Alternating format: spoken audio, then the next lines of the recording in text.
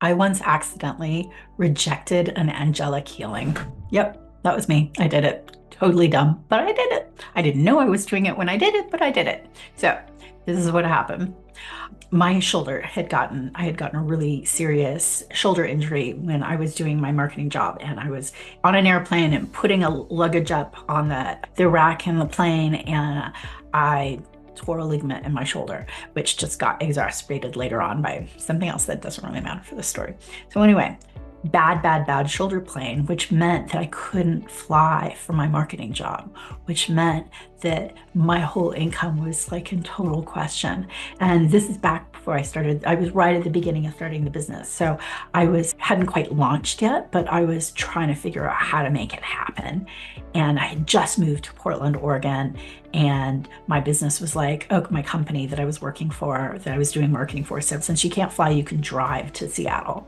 So everything was in chaos, and I cried the entire drive, which is like a 2+ hour drive. I was like, what do I do? And God, give me answers. And I'm really stuck and I'm really scared and blah, blah, blah. And I was having this whole moment in the car. So I get to the hotel, and I'm in this hotel, and I'm writing in my journal, like, how do I handle this? And everything is a mess and blah, blah, blah. And I was having these issues. And I felt a presence behind me. I felt this really solid presence. And I'd already had my clairvoyant training. So I was like, huh. And I swiveled around in my chair. And then everything in my body got really calm and relaxed, with also being super excited. It was this dual thing that happened at the same time.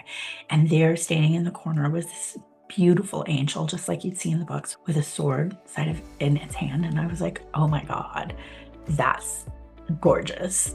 Like, absolutely gorgeous. And I'd seen angels before. This wasn't my first time seeing an angel. I'd seen angels plenty, actually, but it was the first time it was one specifically there for me. Usually I saw them around other people or situations, but not one that came specifically for me. And then right then and there, my phone rings. And it's some internet guy I had been talking to. So I was like, okay, I've been wanting to hear from him. So I was like, all right, I guess I'll talk to him. And I took the phone call, and I went and laid in bed and was chatting with him for about half an hour. And then I hung up, and I felt that angel, I felt its presence come over me. And I felt my whole body get really hot, and I felt my shoulder get really warm. And this incredible energy. It had the most amazing, soothing, clean, strong, masculine energy, just that kind of masculine energy, which is just clear and simple and strong and loyal and honorable and honest. And you're just like, oh my God, it was everything. It was just so nice for me in that moment when I was dating to feel that kind of masculine energy. Even if it was just from an angel, it was like, holy crap, that was amazing. And my whole body flushed, and then I fell asleep. I just fell asleep.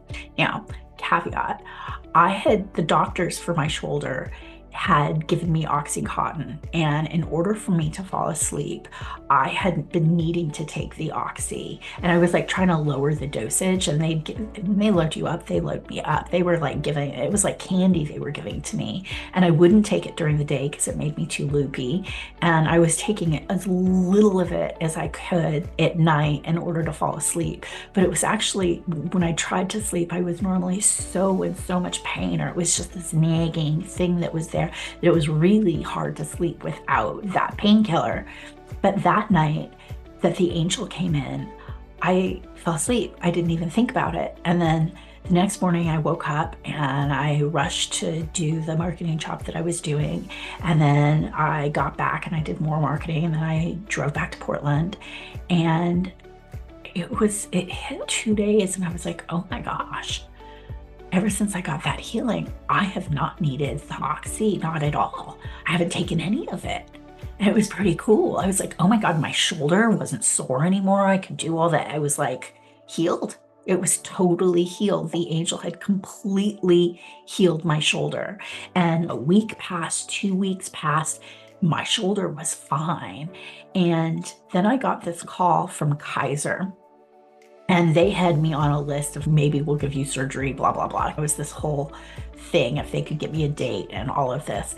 And they called and said, do you want an appointment to see if you should get surgery?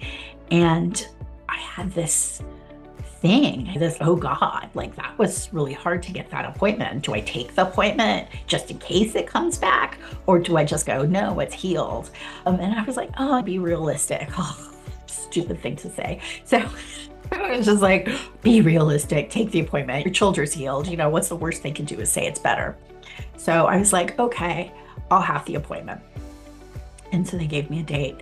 And that night I tried to sleep and my shoulder was back in pain. Everything had reverted right back to the way it was.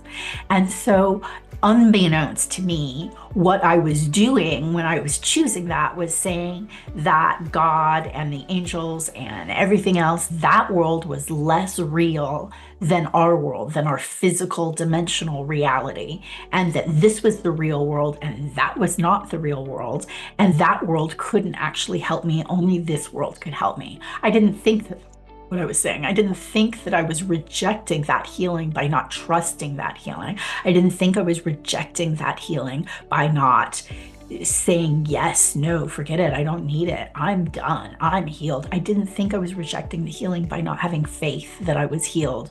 But that's exactly what I was doing. And it took, after that point, it took me 3 years.